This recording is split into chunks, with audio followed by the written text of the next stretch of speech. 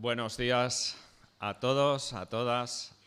Doy gracias al Señor que esta mañana puedo estar aquí con vosotros y compartir este tiempo con vosotros.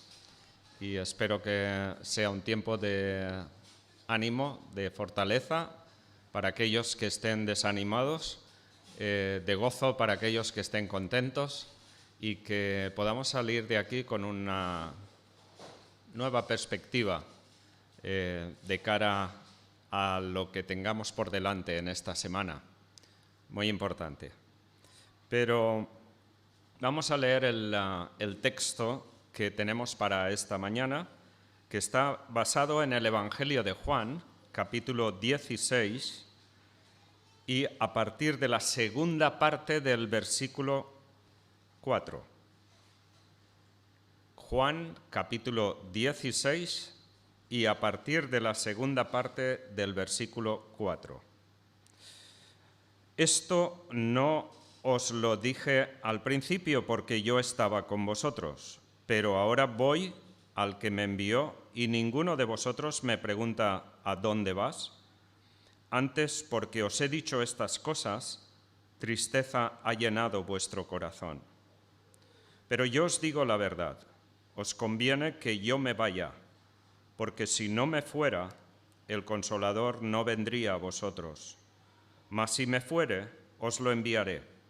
Cuando Él venga, convencerá al mundo de pecado, de justicia y de juicio. De pecado por cuanto no creen en mí. De justicia por cuanto voy al Padre y no me veréis más. Y de juicio por cuanto el príncipe de este mundo ha sido ya juzgado. Aún tengo muchas cosas que deciros, pero ahora no las podéis sobrellevar. Pero cuando venga el Espíritu de verdad, Él os guiará a toda la verdad, porque no hablará por su propia cuenta, sino que hablará todo lo que oyere, y os hará saber las cosas que habrán de venir. Él me glorificará porque tomará de lo mío y os lo hará saber. Todo lo que tiene el Padre es mío, por eso dije que tomará de lo mío y os lo hará saber. Bien, estamos aquí en este texto que es parte de todos los discursos que el apóstol Juan recoge en su evangelio y que ningún otro evangelista recoge en sus evangelios. Estos discursos antes de la cruz son muy entrañables y es propio y característica del apóstol Juan. Él es muy sensible al corazón de Jesús, es muy sensible al corazón de las personas. Eso lo notamos en su evangelio, pero también lo notamos en sus cartas y también incluso en el Apocalipsis, un libro difícil de entender a simple vista, pero que realmente él percibe de una manera muy especial ese afecto entrañable con el Maestro. Y es él el único que recoge estos discursos que ningún otro evangelista recoge en los demás evangelios. Es un tiempo de despedida, pero también de preparación. Jesús está preparando a sus discípulos porque en pocas horas va a ser crucificado y él lo sabe muy bien. Pero tiene que preparar a sus discípulos y explicarles algo de lo que va a pasar. Pero ellos no entienden muchas cosas. Ellos perciben de que va a haber una tormenta. Dulce, acabamos de cantar eso, ¿no? La tormenta de la vida. Nosotros todos tenemos tormentas en la vida, de muchas formas. Bueno, a lo mejor vosotros no, porque sois buenas personas, pero yo sí que las tengo. Las he tenido y las sigo teniendo. Realmente en la vida pasamos por situaciones difíciles, a veces angustiosas. Y a veces es difícil en esa situación tener la estabilidad y la comprensión de cómo debo de actuar, cómo debo reaccionar en estos momentos. Pueden ser tormentas del hogar, pueden ser tormentas del trabajo, de la economía, de las relaciones, tormentas personales, de aspectos que nos preocupan, nos angustian y producen en nosotros una desestabilidad. Bien, este es el momento en que los apóstoles, que tenían toda la ilusión de haber escuchado al Mesías prometido en el Antiguo Testamento, al Dios Todopoderoso que se ha hecho hombre, se ha humillado, que habían empezado a experimentar el sentido de la vida, el sentido verdadero, la felicidad, la satisfacción de escuchar palabras de vida. Y es en estos momentos que el Maestro les está diciendo: yo me voy y os vais a quedar. Y es un momento para ellos difícil de comprender. Hay preguntas y silencios en todo este proceso antes de ir al Getsemaní, antes de ir al Monte de los Olivos, donde Jesús fue arrestado. Es curioso porque en esos silencios y en esas preguntas a veces se nota la confusión que tienen los propios apóstoles. Pero Jesús tenía que preparar a los apóstoles para los eventos que iban a venir. Muchos de ellos, los apóstoles, ni siquiera se lo podían imaginar. A pesar de todo lo que Jesús les había dicho, aun cuando Jesús fue muerto, que ellos se escaparon, se fueron todos, luego en la resurrección, 3 días después, cuando Jesús resucita, ellos tampoco entendían eso, no esperaban la resurrección. O sea, ellos entendían que cuando uno muere ya no resucita, uno muere y se va, desaparece. Pero no podían captar ese mensaje de la resurrección. Jesús les dice a lo largo de estos momentos que me voy, pero os volveré a ver, volveré a veros. Pero era como que ellos no entendían eso. Cuando Jesús resucitó y las mujeres vinieron diciendo: el Señor ha resucitado, decían: pero estáis locas, ¿cómo que ha resucitado? Era incomprensible para ellos. Hay muchas cosas en la vida que nos parecen incomprensibles, y sobre todo con las cuestiones de Dios, porque Dios es un ser superior a nosotros. Es el Dios creador, es el originador de nuestras vidas, de nuestras estructuras como personas, pero también es el Dios del cosmos, es el creador de todo lo que existe. Pero no solamente es el creador, es también el recreador, porque el pecado nos separó de Dios y en Cristo Jesús, por esa sangre que hemos estado recordando en este pan y en este vino, su cuerpo partido y su sangre derramada, es en esa sangre que a través de ella nos limpia del pecado para poder entrar en la presencia de Dios, poder entrar en una relación personal con Dios. Entender eso a veces puede ser difícil, pero la realidad es que es muy simple. En el primer Adán, el primer Adán pecó y por tanto nos transmitió el pecado a toda la raza humana. El postrer Adán no pecó y por su sangre transmite vida a aquellos que creen en él, a aquellos que voluntariamente le aceptan. Pero sin él, el ser humano está en una situación caótica, en el sentido de que eso es el pecado. El pecado causa un socavón, causa un vacío existencial, pero a la vez también un desorden, un trastorno, diríamos masivo, en la vida de la persona. Como consecuencia, el ser humano podemos simplemente buscar aquello que el mundo ofrece, en ese supermercado grandioso que hay en la humanidad, ¿no? El consumismo, el placer, el hedonismo, el sexo, las drogas, la posición social o la pasividad.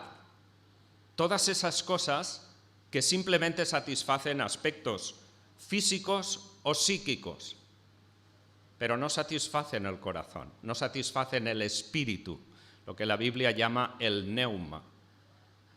Dios nos ha creado con un espíritu y ese espíritu solo puede encontrar su sosiego en medio de la tormenta, en contacto con su creador. No hay otra cosa que lo pueda satisfacer, ni el trabajo, ni la familia, ni el consumo, ni los bienes, ni la fama, nada.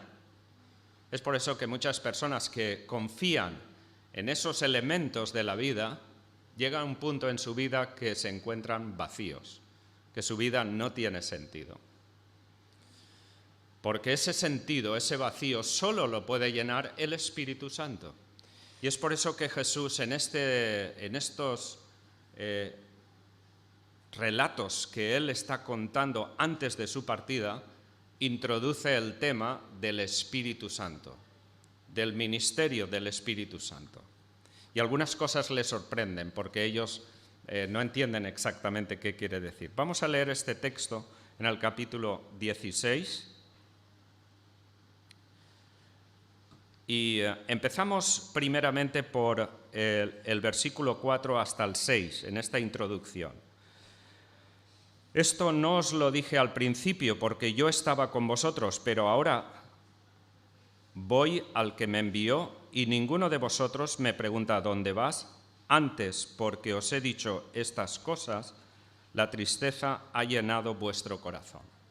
Notad aquí la diferencia entre Jesús, que tiene una firmeza y una claridad en cuanto a lo que va a ocurrir, y lo que va a ocurrir no es nada agradable, y Él lo sabe, y la situación de los apóstoles.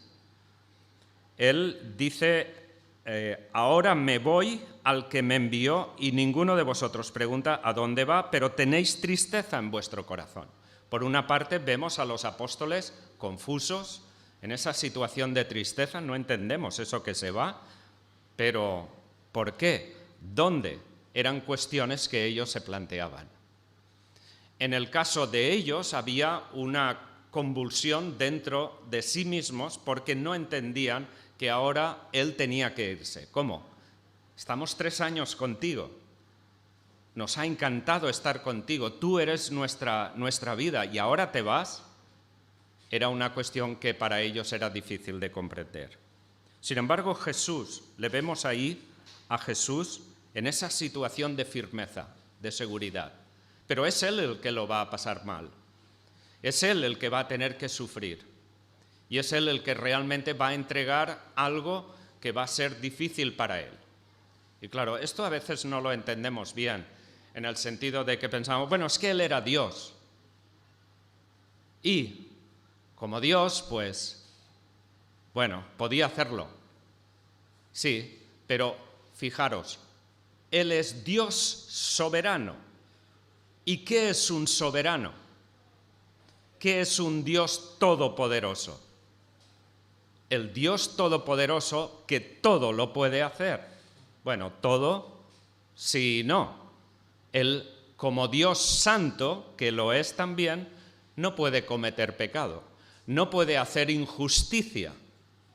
No puede, porque Él no es que hace justicia, Él es la justicia. ¿Entendemos eso? Si Él hiciera injusticia, dejaría de ser Dios, pasaría a ser político. ¿Entendéis eso, verdad?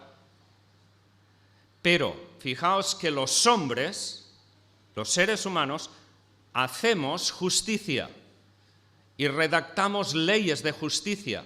Pero como se dice aquí en España, no sé si en el extranjero lo dirán también, echa la ley, echa la trampa. Hacen justicia, pero luego hacen otra ley para violar la justicia sin necesidad de sufrir las consecuencias de la justicia. ¿Por qué? Eso refleja la naturaleza del pecado que hay en el ser humano. Pero Dios no puede hacer injusticia, porque si lo hiciera dejaría automáticamente de ser Dios. Pasaría a ser igual que nosotros. Notad eso, Él no hace justicia, Él es la justicia. Es imposible que Él pueda hacer injusticia. Él es santidad, la santidad. La luz y las tinieblas no pueden tener comunión. Es imposible. Aquí tenemos luz y si no hubiera luz, habría oscuridad. ¿Por qué? Porque la naturaleza de la luz es alumbrar. La naturaleza de Dios es luz, alumbrar la vida, y dar vida a todo lo que existe. Por eso creó las dos grandes lumbreras, el sol y la estrella. Pero donde hay luz, las tinieblas desaparecen. El apóstol Juan, en el capítulo 3, versículo 20, él, siguiendo esa frase del capítulo 3, versículo 16, de que de tal manera amó Dios al mundo que dio a su Hijo unigénito para que todo aquel que en él crea no se pierda, sino que tenga vida eterna. Luego en el versículo 20 dice, y esta es la condenación, a partir del versículo 17. Y esta es la condenación, que la luz vino a este mundo, pero los hombres amaron más las tinieblas, porque sus obras eran malas. Qué interesante es eso.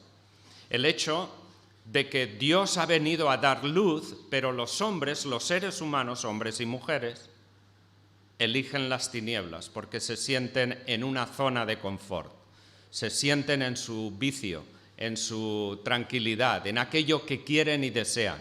Ellos se hacen dioses a sí mismos. Pero Dios ha venido a esta tierra para dar luz y para llenar el vacío que no puede llenar nada en este mundo. Es por eso que ahora vemos esa diferencia entre lo que Jesús está entendiendo acerca de la cruz y lo que los hombres en vía natural están entendiendo, esa tristeza, están experimentando esa tristeza que realmente les confunde. Y es ahí donde Jesús va a hablar de aquello que es vital e importante en esta vida. Todos sabemos cuáles son los órganos vitales de nuestro cuerpo. Bueno, el cuerpo tiene órganos vitales y si esos órganos vitales fallan, se produce un cataclismo dentro del cuerpo, una especie de tormenta invasiva total que, pueden llevarnos a la muerte. Son órganos vitales. Pero el ser humano no somos solamente órganos, no somos solamente físico, hay un espíritu. Y ese espíritu es un órgano vital para la existencia. Y la existencia más allá de lo visible, de lo que vemos aquí en esta tierra. Y evidentemente eso es lo que va a hablar aquí. Fijaos en el versículo 7. Pero yo os digo la verdad, os conviene que yo me vaya. Es necesario que yo me vaya. Porque si no me fuere, el Consolador no vendría a vosotros, mas si me fuere, os lo enviaré. Qué interesante es que entendamos esto. Es un órgano vital espiritual de la zona o de la dimensión espiritual que todos los seres humanos tenemos. Es una necesidad que todo ser humano tiene, tú y yo. Esa relación vital con el Espíritu Santo es necesaria para orientar y guiar nuestras vidas en medio de un mundo de oscuridad.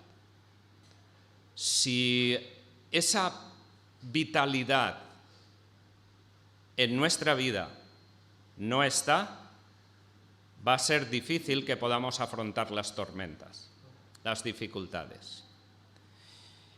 Y fijaos lo que dice Jesús, si yo no voy, o sea, si no me voy, Él no vendrá. Está hablando de otra persona.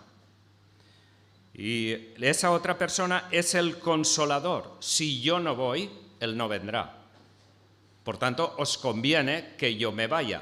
Pero claro, fijaros, para Jesús el irse era no solamente irse y desaparecer. Eso es lo que hubiera sido fácil para él. No, el irse implicaba tener que pasar por la humillación de los hombres que le apresaron, el sufrimiento que le hicieron y luego morir en una cruz. Morir en una cruz en tiempos de los romanos era eliminar la vida física, pero también la vida de su reputación. Una persona que moría en una cruz tenía que ser borrada de la historia de la humanidad. Esa persona ya no podía ser ni nombrada, ni su propia familia se acordaba de ella. ¿Y qué ha pasado? Que el nombre de Jesús es el más conocido, el más repetido en la historia de la humanidad, cuando su nombre debería haber sido borrado. ¿Pero por qué? Porque ahí está la grandeza de un Dios que es soberano, pero no utiliza la soberanía suya como los tiranos en el mundo, que es para hacer lo que les da la gana, sino que ese soberano es un soberano movido por amor que entrega a su propio Hijo a que muera en una cruz para poder redimir a aquellos que estábamos bajo el tirano, por así decir, de este mundo, que es el propio diablo. Qué importante es que entendamos eso, de que nuestra salvación costó un alto precio de humillación, tal como dice Pablo allí en Filipenses capítulo 2. Tened el mismo sentir que hubo en Cristo Jesús, el cual siendo igual a Dios no lo asumió como cosa a la que aferrarse, sino que se despojó a sí mismo y se humilló hasta la muerte, y muerte de cruz, así lo afirma Pablo. El hecho de morir en la cruz era lo que significaba yo me voy. Bueno, me voy por el camino de la cruz. Cuando Él resucitó, entonces Él tenía que subir al cielo y ser glorificado. Pero aquí nos damos cuenta de que esa importancia vital del Espíritu Santo, en primer lugar, la enfoca hacia sus discípulos y dice, os conviene que yo me vaya, porque si no me voy, Él no vendrá. Para que el Espíritu Santo pudiera venir a morar en el corazón del ser humano, era necesario que primero Jesús cumpliese y completase la obra de la redención. Y esa obra de la redención implicaba, primero, muerte, segundo, resurrección y tercero, glorificación. Y el Espíritu Santo vendría cuando esa obra se completase. Es por eso que cuando Jesús ascendió al cielo 50 días después, en el día de Pentecostés, vino el Espíritu Santo, tal como encontramos en el libro de los Apóstoles capítulo 2. El Espíritu Santo no podía venir a morar en el corazón del ser humano sin que hubiera sangre que limpiase ese corazón. Y no solamente sangre, sino una resurrección de garantía de que Él tiene el poder sobre la vida y la muerte. Y a la vez que Cristo estuviese sentado al lado del Padre en su trono. Por eso, cuando Jesús cumplió el proyecto que tenía para redimir al ser humano, es por eso que el Espíritu Santo fue derramado y ese Espíritu Santo pudo venir a morar en el corazón de las personas. Es importante que entendamos que cuando el Cordero de Dios fue sacrificado, fue resucitado y fue glorificado, es entonces cuando podía venir el Espíritu Santo a morar en el corazón del ser humano. Y eso, notad lo que le dice Jesús a los apóstoles en el capítulo 14, hablando del Espíritu Santo, en este proceso de preparación. Dice en el versículo 15, capítulo 14, versículo 15, si me amáis, guardad mis mandamientos, y yo rogaré al Padre y os dará otro Consolador, para que esté con vosotros para siempre, el Espíritu de verdad, al cual el mundo no puede recibir porque no le ve ni le conoce, pero vosotros le conocéis, porque mora con vosotros y estará en vosotros. ¿Os dais cuenta? Jesús se pone a sí mismo como un consolador. Pero ese consolador que es Jesús está con ellos, no puede estar dentro de ellos. Esa es la gran diferencia. Jesús era el consolador, por eso ellos se sentían bien con él, se sentían satisfechos, llenos, fortalecidos. Pero esa fortaleza era externa, les venía de una influencia externa. Lo que hace el Espíritu Santo cuando la persona acepta a Cristo y recibe entonces el Espíritu Santo es que el Espíritu Santo viene al corazón de esa persona.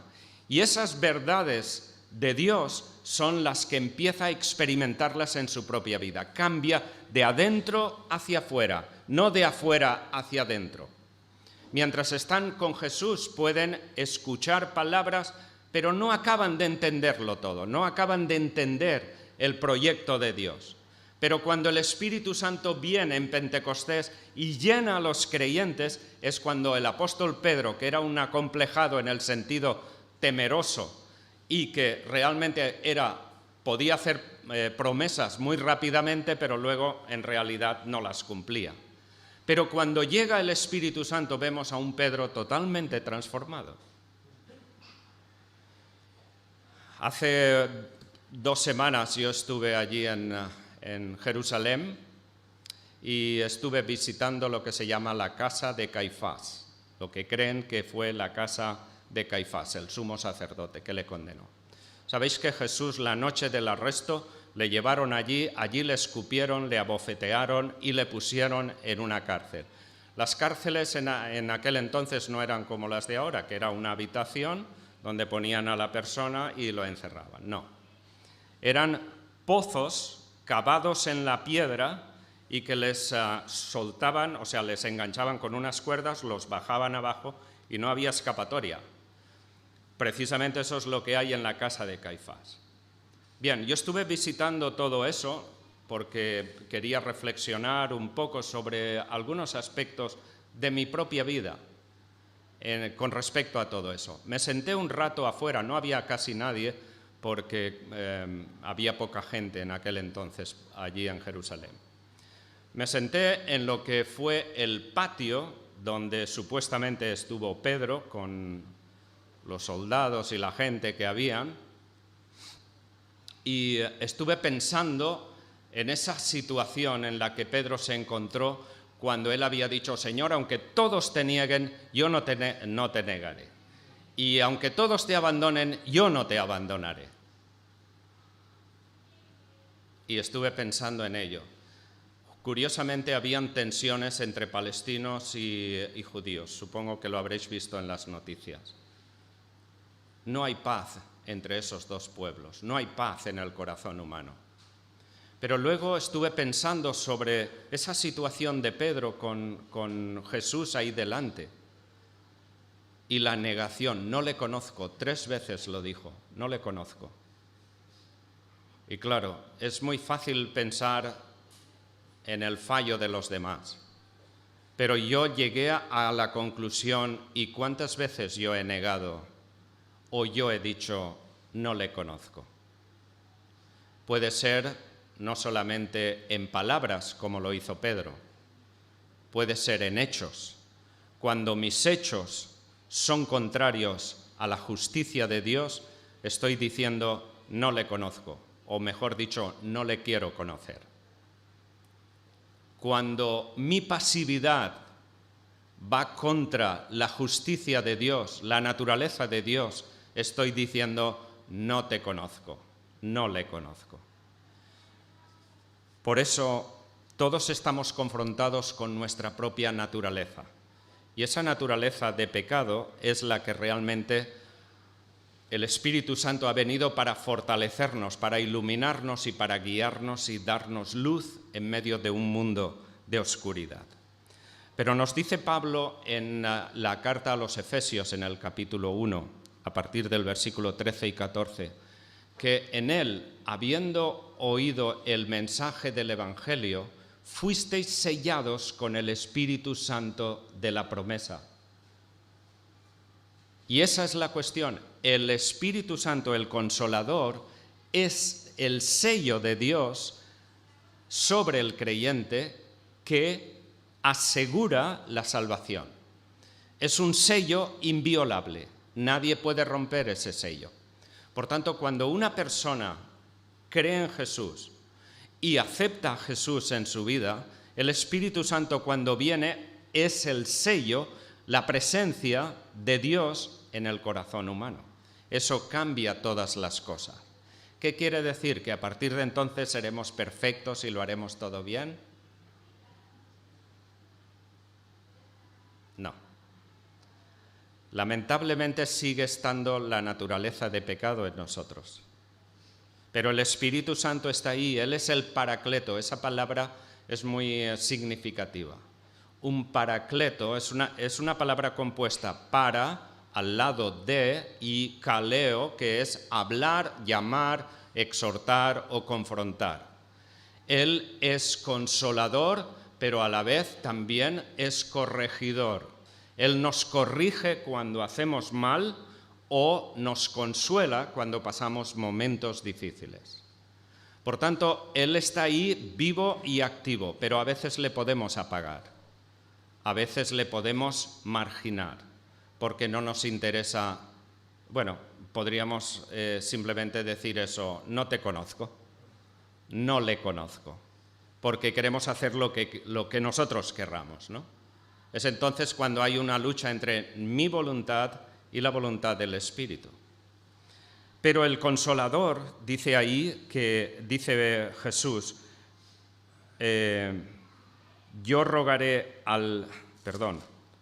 pero yo os digo la verdad, os conviene que yo me vaya, porque si no me fuere el Consolador no vendría a vosotros, mas si me fuere os lo enviaré. Y cuando Él venga, y ahora aquí se dirige al mundo. Lo primero ha sido para nosotros, los creyentes, pero luego afirma un aspecto que tiene que ver con el mundo, la sociedad en general. Dice, cuando Él venga, convencerá al mundo de 3 cosas: pecado, justicia y juicio. Ese es el ministerio que el Espíritu Santo está produciendo en la vida de aquellos que no creen en Dios. Confrontarles, cuando dice convencerá, la palabra ahí significa exponerles delante. Exponer que tienen pecado, que están en una condición de separación de Dios, que no están en comunión con Dios. Pero es que son religiosos, son gente muy religiosa, son gente muy buena. ¿Y qué? Si no está la presencia del Espíritu Santo, si no creen en Jesús y no tienen el Espíritu Santo, pueden ser personas muy buenas o muy malas, pero en realidad no tienen el Espíritu y por tanto están en una condición de alejamiento de Dios. La religión a veces puede ser una barrera para que el ser humano pueda conocer a nivel personal a Dios. Siempre nos gusta más lo colectivo, ¿no? Donde hay un grupo. ¿Por qué estamos aquí esta mañana? ¿Porque nos sentimos bien como grupo? ¿O estamos aquí porque realmente tenemos una relación personal con Dios y nos juntamos con otras personas que tienen y buscan esa misma relación? ¿Y que somos mejores que los de afuera que no tienen eso? No somos mejores. Somos simplemente pecadores perdonados. Nos hemos arrepentido y hemos aceptado a Cristo como el único Dios y Salvador en el que depositamos nuestra vida. Dice aquí Jesús que cuando venga el Espíritu Santo convencerá al mundo de pecado, justicia y juicio. Pero no vemos eso que está ocurriendo, ¿verdad? Vemos que el mundo cada vez va peor en todos los sentidos. Se está tergiversando todo. Hay una desestabilización a nivel mundial impresionante. No solamente la guerra en Ucrania, sino toda la desestabilización social. Hay crímenes aquí. En España no estamos en guerra, pero hace unos meses, un chaval de 21 años mata a una chica en Igualada de una manera morbosa, la destruye, y así hay padres que matan a sus hijos, hijos que maltratan a sus padres, madres que matan a sus hijos, jóvenes jóvenes que matan a otros jóvenes. Hay una guerra en el interior del ser humano, hay una violencia constante y todo eso manifiesta lo que dice la palabra de Dios. Si Dios no está, lo que hay es oscuridad. Y si hay oscuridad, es el príncipe de este mundo el que gobierna la vida de los seres humanos. Pero todo eso son cuestiones que tienen que venir, porque ya Jesús lo ha dicho también. O sea, es tiempo para darnos cuenta de que este mundo está agotando su tiempo, porque Dios llegará el momento en que acabará con todo eso. Llegará el momento en que vendrá a recoger a su iglesia primero y luego establecer justicia en este mundo cual nunca la ha habido en la historia de la humanidad. Él convencerá al mundo de pecado, justicia y juicio. Esto fue una de las cuestiones que a mí me costó más entender a la hora de aceptar a Jesús. Cuando yo entendí el concepto de pecado, lo que era pecar, o lo que la Biblia llama pecado, eso ocurrió en Alemania en un tiempo en mi juventud a los 19 años, leyendo la palabra de Dios. Para mí, como católico que había sido hasta entonces, mi vida era una cuestión de hacer cosas bien o hacer cosas mal. Eso era la cuestión del pecado. Si yo consigo ser una buena persona, pues me gano el cielo.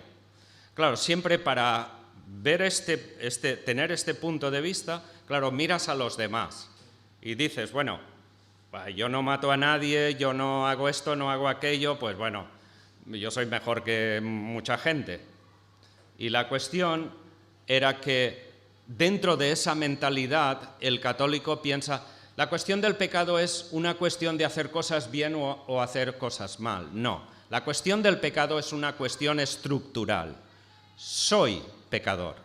Hasta que yo no entendí que yo era pecador, no entendí que Cristo había muerto por mí.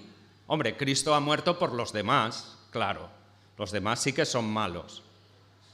Los romanos, los judíos, son los que crucificaron. Pero yo soy una buena persona dentro de lo que cabe.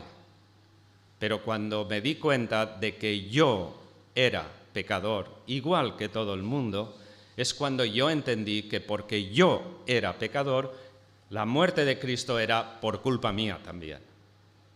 Así que eso me llevó al arrepentimiento, a entender el por qué Cristo había muerto. Él no murió para demostrar que era una buena persona.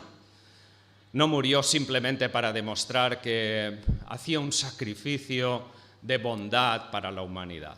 No, Él murió porque sangre inocente tenía que ser derramada para que los culpables pudiéramos ser declarados inocentes. Es más, el mismo Juan, en la primera carta que él escribe, en el capítulo 2, él dice, hermanos, si pecamos, tenemos abogado. La palabra abogado allí es la misma que aquí, paracleto. ¿Qué hace un abogado? Un abogado defensor. Defender al acusado. O sea que lo que Juan está planteando allí en su primera carta es como un juicio donde está Dios que es justo y que no puede faltar a la justicia. Por otra está el fiscal acusador. ¿Quién es el fiscal acusador? El mismo diablo. Y está el pecador. Entonces el fiscal acusador... y está mi abogado defensor. ¿Verdad? En todo juicio es así. Cuando yo me presente ante el tribunal, ese fiscal, ¿qué va a decir de mí? Pedro Sanjaime es un pecador y según la justicia tiene que ser condenado. Entonces mi abogado defensor, mi paracleto, va a decir, es cierto, Pedro Sanjaime es pecador y la sentencia debería ser la condenación. Pero yo he pagado por esa condena, yo he derramado mi sangre para liberar a Pedro San Jaime de esa condena. Por tanto, basándose en la justicia de Dios, pido al juez que le declare inocente. Esa es la cuestión. Muy sencillo, ¿no? Lo entendemos. Es una cuestión importante que entendamos que ese sacrificio de Jesús queda garantizado por la presencia del Espíritu Santo en nuestras vidas como creyentes. Pero Él es el consolador, es el que nos acompaña, es el que está con nosotros cada día, está presente, pero a veces nosotros nos olvidamos de ello. El trabajo, las presiones, el estrés, la ansiedad, las preocupaciones de la vida nos hacen perder de vista que Él está presente. Y a veces nosotros no sabemos encontrar en Él el consuelo en la tormenta. Necesitamos pararnos, necesitamos tener ese tiempo de intimidad con Él. Él no es una máquina, es un ser, una persona que vive en nosotros. Y en los momentos de dolor, sea por los problemas que tenemos en familia, en el trabajo, en lo que sea, o en la soledad nuestra, son momentos que tenemos que buscar ese refugio en Él. Pasar, aunque sean unos pocos minutos cada día, pasar un tiempo a solas, a veces en silencio y otras veces expresándole nuestro vacío, nuestra soledad, nuestro dolor, pero qué importante es que tengamos ese tiempo de reforzar o de empoderarnos otra vez con la luz del Espíritu Santo.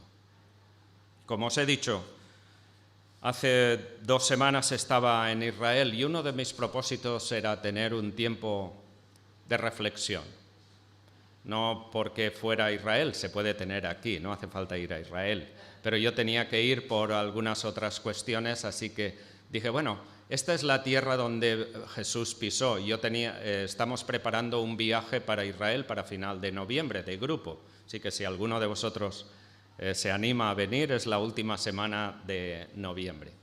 Entonces, la cuestión es, quiero tener un tiempo de confrontamiento con Él. Tengo quejas que quiero aclarar con mi Señor. Tengo dolores con quien quiero aclarar con mi Señor. Tengo actitudes que necesito corregir con mi Señor. Así que de verdad invertí mucho tiempo a solas, porque fui solo, a solas en lugares como este del patio de Caifás, donde realmente me confronté con el Señor. Y luego también en el lago de Galilea, ¿no? Son momentos en los que uno reflexiona sobre toda la vida, sobre aquello que has hecho. Ahora ya estoy en la jubilación y es como una mirada hacia atrás, pero también una mirada hacia el futuro. Porque la cuestión es, seguimos adelante y el Señor está cerca, vendrá pronto, muy pronto. De eso no lo tengamos en duda. Hoy en día se cumplen, yo diría, todos los requisitos para que el Señor pueda venir en cualquier momento. Él lo ha advertido, nos ha advertido de que Él volverá. Y lo dijo a los apóstoles y lo cumplió históricamente. Os volveré a ver y les volvió a ver. Pero se ha ido y ha prometido, yo volveré a recoger a mi iglesia. Cualquier día puede ocurrir. ¿Qué día? Nadie lo sabe, nadie lo sabe. Y si alguien lo sabe, seguro que ese día no es. Porque Jesús lo dijo bien claro. Sabéis que mucha gente, el Nostradamus y tal y cual, han dado las fechas del fin del mundo. Pues yo siempre digo, no, ese día no es, seguro. Es la verdad. Porque nadie lo sabe, solo Dios lo sabe. Y esa es la soberanía de Dios. La Iglesia debemos de vivir despierta a la luz de ese evento que tenemos que esperar. Pero fijaos, vivimos en un mundo globalizado. Todas las profecías del Antiguo Testamento y del Nuevo Testamento con respecto a la segunda venida requieren un mundo global. No servía el mundo que vivimos hace 20 años, no era el adecuado, no cumplía los requisitos. un mundo intercomunicado en el cual en un momento, en un instante, todo el mundo, todo ojo le verá, un mundo interconectado en todos los aspectos de comunicación, de viajes, etc., realmente es un mundo en el cual se prevé que se cumplan esas profecías.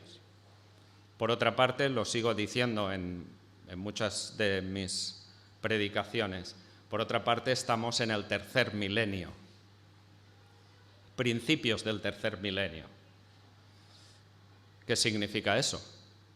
El apóstol Pedro dice, para Dios 1000 años es como un día, y un día 1000 años. Y esto es una, no sé, interpretación mía, una sensación mía, no lo creáis si no queréis, ¿vale? Pero sí me hizo pensar el leer este texto y reflexionar. Un día, 1000 años, un día. Estamos en el tercer milenio, principios del tercer milenio. Jesús resucitó el tercer día. Bueno, siguiendo esa lógica de números, pienso, bueno, Jesús puede venir en cualquier momento, ¿vale? No hay duda de ella. Y por otra parte, Israel está en su tierra. Todos sabéis que Israel había desaparecido en el año 70 después de Cristo. Fue arrasada por el Imperio Romano.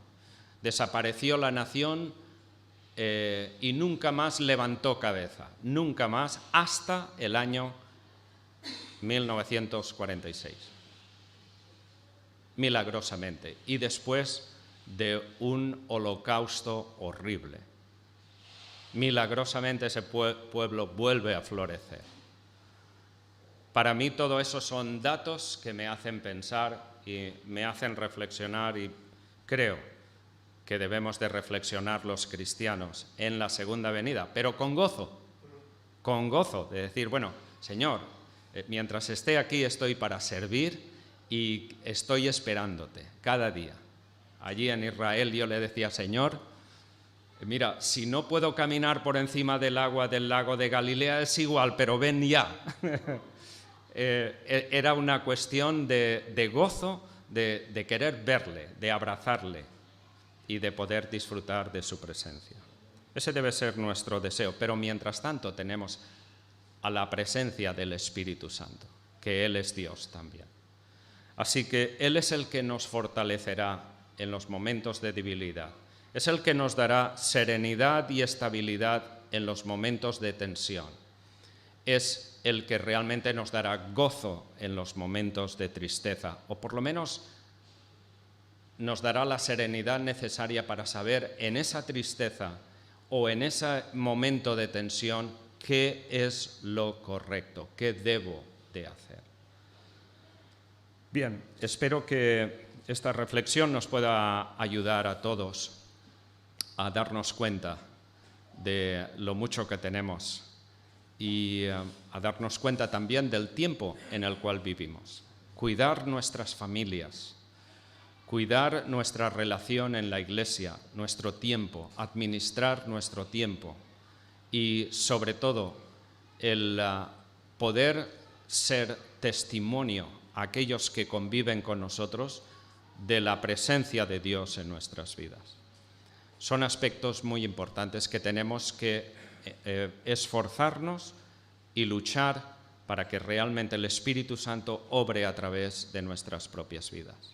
Espero que todos aquí conozcáis al Señor, que cada uno haya tomado la decisión de abrir su corazón a Dios.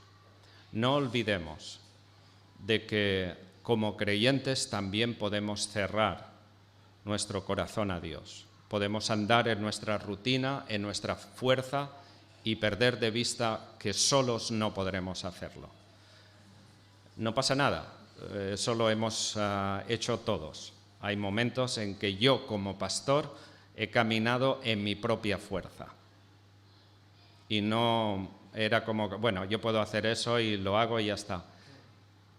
Pero al final tienes que parar, corregir y seguir adelante, porque esos errores son buenos para no volverlos a reproducir y saber que soy capaz de cometer esos errores. ¿De acuerdo?